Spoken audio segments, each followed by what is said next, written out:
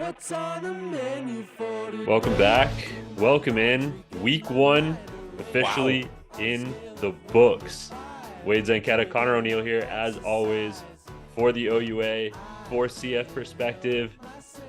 How excited are you that Week 1 is, I guess, now over? We're It's in the back to books. OUA football. That What was a fun. week. That was really fun. So we're going to go through these in order, but we, of course, were at the Laurier Queens game. The physicality between both of these two teams who were just hell-bent on running the football, no matter how long it took to set it up. And finally, you get a 10-yard run, or finally, you get a short pass that turns into a bigger game. The defenses were so resilient coming into the score zone. So we're going to move away from that game and come back to it later, but very, very, very good football quality this weekend. Yeah, no, I 100% agree. And, you started off by talking about defensive football. And I think, for a lot of these games, that was really the theme of the week. And we're starting off with Guelph in Toronto here. Guelph taking a 33-10 win over the Varsity Blues. And for Guelph, I think that was really the story of their win in this game. I mean, okay, the story of the win. Obviously, we're going to talk about rookie quarterback Tristan Aboud having an absolute day. What a debut. But the defense for Guelph was just so impressive in this win, especially when you look at a guy like Anthony Moratuzzo. Like, his day was so impressive. 2 sacks, one interception, a touchdown on that interception return, and 7 total tackles. Obviously, if you haven't seen it by now, he is the CFP OUA defensive player of the week. But let's talk about this Guelph Toronto game. What'd you see? What'd you like? Well, what I liked was Tristan Aboud, the Absolutely. true freshman quarterback for Guelph, came out. And when we were talking, I said Toronto needs to come out fast because the longer Guelph sits around, the longer this Guelph defense holds them in the game, the more comfortable this kid's going to get. And they started him out, they're really relying on moving the pocket, using run action to kind of pull defenders away, give them maybe a little bit bigger windows. And the more they found themselves hanging in the game because their defense just was not allowing anything from Kinsale Phillip or the Toronto rushing attack. Lucas Stoikos, 6 attempts, 7 yards. Adam Williams, 3 attempts, 7 yards. So I know this Guelph defense worked really hard at it, and they were rewarded because once Tristan Aboud started to go, it wasn't like a blow your socks out of the water kind of day, but 19 completions, 200 yards, a touchdown. Obviously, the pick was like a big tip pass, I say tip pass, but it was like off the chest of his receiver. And then he added 60 yards on the ground. He showed everything you want to see from a true freshman quarterback in his first game. Yeah, no, I absolutely agree. It was an impressive start from the young quarterback, from the Guelph offense overall, really. I mean, when you look at their total offense, 414 yards of total offense. And, admittedly, if we're going to self-scout here, we had questions about Guelph just knowing that they were going to be a young team. And Guelph answered, and they answered very loudly in this game. 33-10 win, like we said. So hats off to the Guelph Griffins, the young Guelph Griffins. Their defense looked fast, man. Their defense looked very fast. It did. Anakin Guthrie was flying around as well all weekend long. So it was really good to see. And on the offensive side from Toronto, I kind of alluded to this.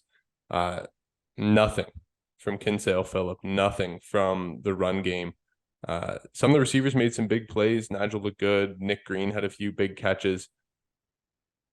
But they were stymied from the get-go, and it really allowed Guelph to kind of breathe and relax instead of panicking and forcing a young first-year quarterback to play from behind.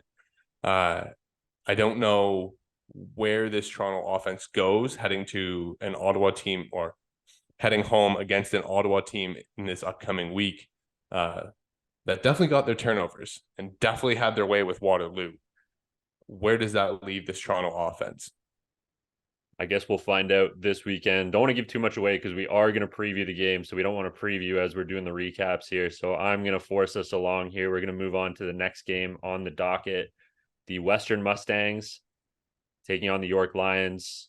83-0 win for these Western Mustangs. And man, Evan Hillock, again, if you haven't seen it, he is our OUA Sea of Perspective Player of the Week. What a half of football from the veteran quarterback. 13 of 18, 305 yards, 5 touchdown passes on the day for Evan Hillock. Great game from the Western Mustangs offense overall. I mean, receiving, let's talk about the receivers here. They had 3 receivers. Svon Magne-Jones, 119 yards. Mosin Jamal, 106 yards, 2 touchdowns. Seth Robertson, not quite at 100, 99 yards, 2 touchdowns. Between 3 receivers, there were 6 touchdowns and almost 300 yards of offense. Over 300 yards of offense, excuse me.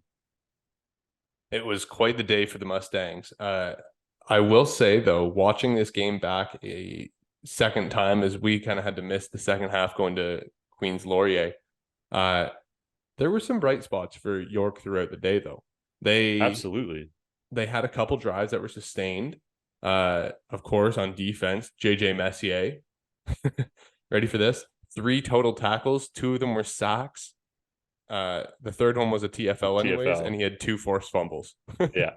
Great. Like, so and again, we talked about him in the preview, right? He was East-West bowler, like you just said, living in the backfield. Sorry to cut you off, but yeah, hell of a day. But for York, he has to have big games like that for them to have any chance of competing with some teams this year. And you know, they tried to run the ball. Owen Webb did a nice job getting the ball out quickly in the first half. But Western just overpowered them with big plays offensively. I mean, Yazbek's 60-yard score on the second drive of the game.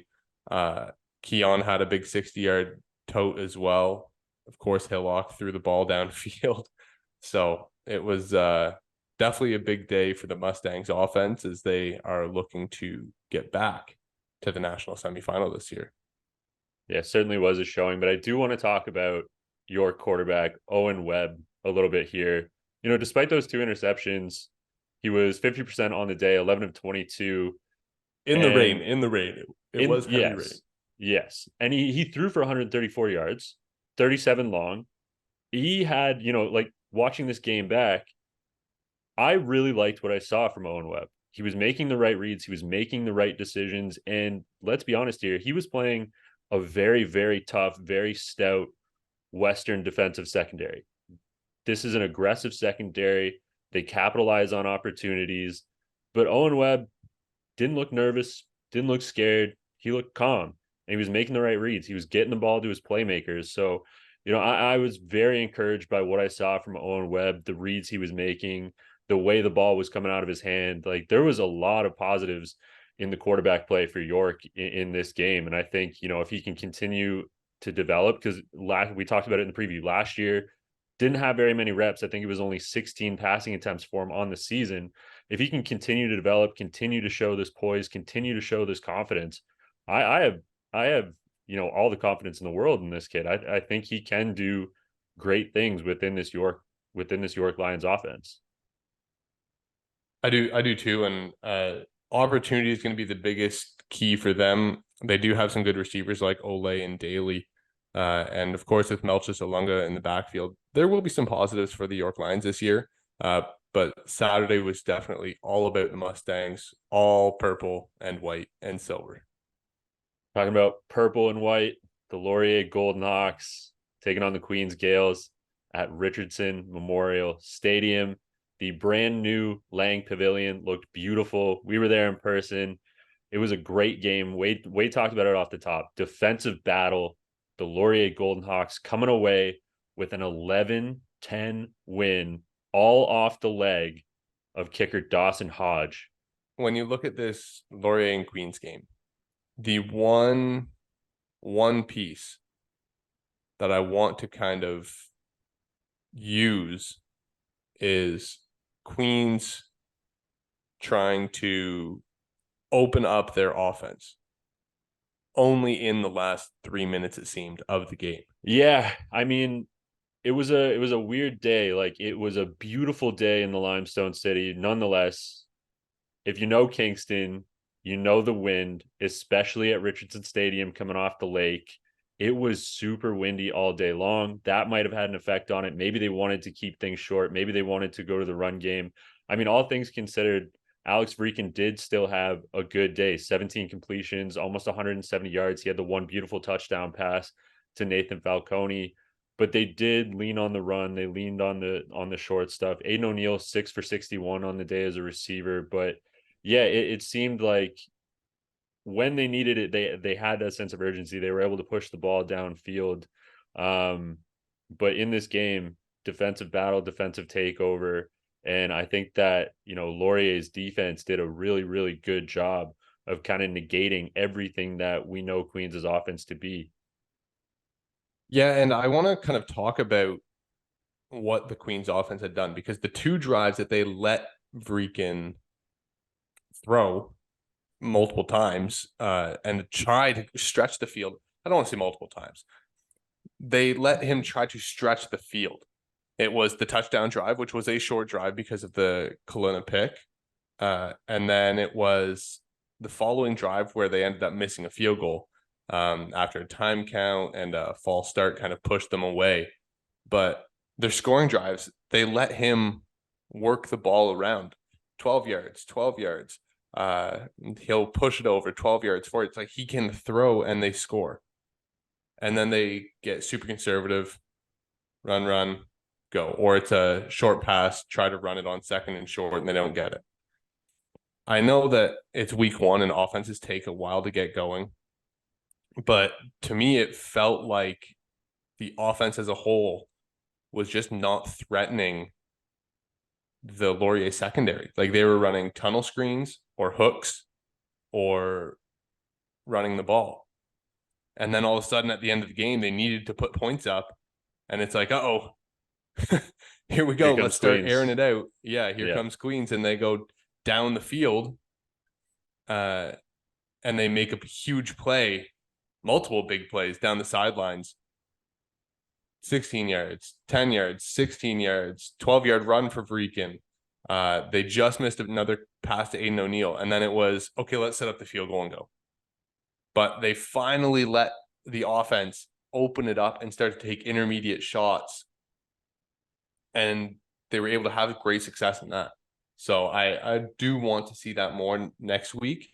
But this Laurier team was fantastic. I don't want to take anything away from them or their defense, because they did play a heck of a game in stopping what Queens was trying to do, which was run the football effectively.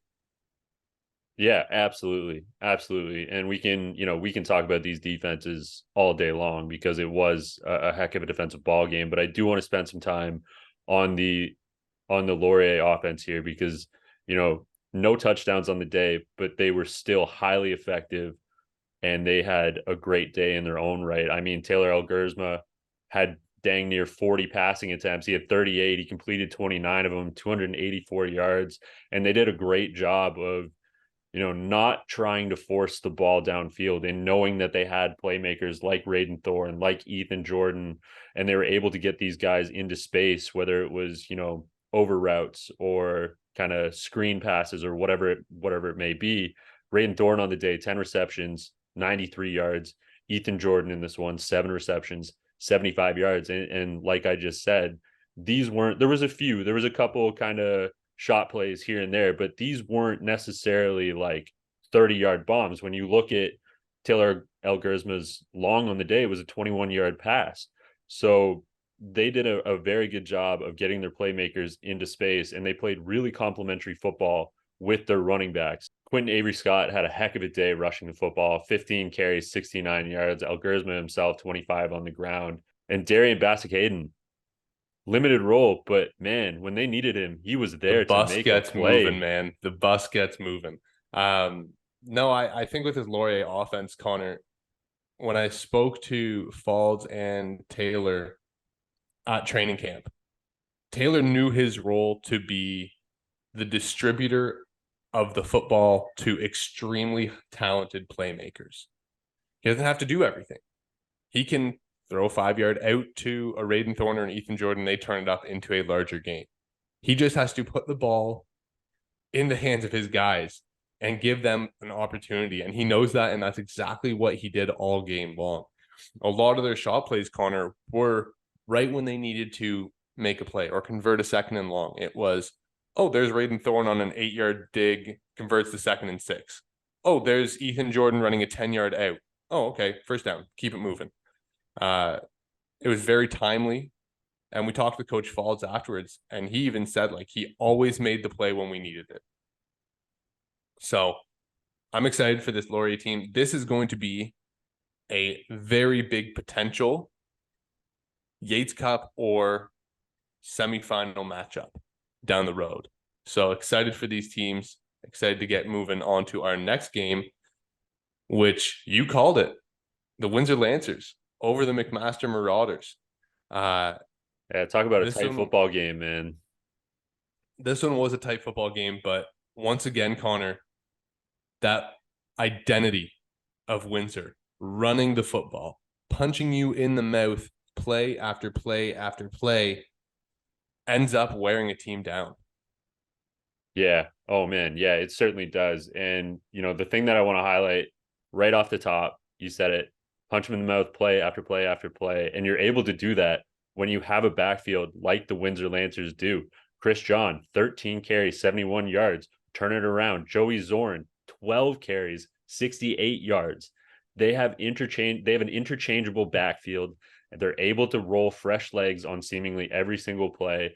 And the other thing that I want to highlight here about the Windsor offense, Danny Skelton had 2 interceptions on the day, didn't let it get to him, shook him off right away. We always hear that quarterbacks have to have a short-term memory.